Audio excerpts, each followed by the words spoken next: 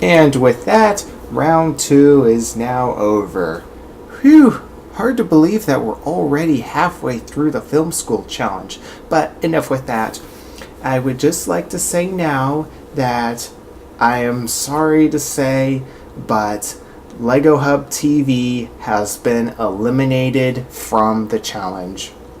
I am very sorry for you, but it had to be done. But now it's time to move on to our last 2 participants.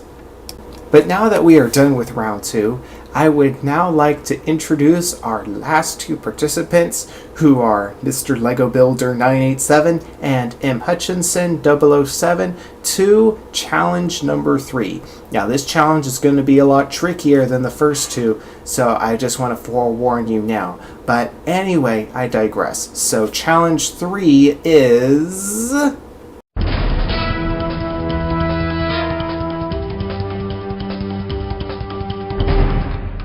Sounds exciting, doesn't it? Yes, for this challenge you will be animating a fight sequence, though I would also like to see a little bit of story in here too, because even in fight sequences you have a little bit of story. You have to introduce the characters, conflict, resolution. It's a lot of the no-brainer stuff about storytelling. But here on the documents for the Film School Challenge, it says here for Challenge 3, it says, challenge tests set construction and cinematography skills along with intermediate character animation and use of props as participants make a fight sequence with a setup of their choice. Violence levels will not factor into the final score. The animation must be followed up with a behind-the-scenes look at how the animation was achieved. So, in other words, you will be making a fight sequence like mentioned before. You will be focusing on animation, cinematography, and interestingly enough, set construction this time around. So, but still think about story too, because that's important as well.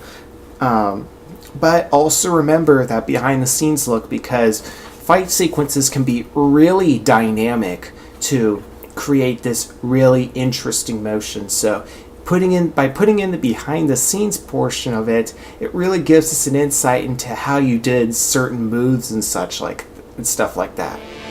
So now that challenge 2 has been put out there, be sure to go out and animate.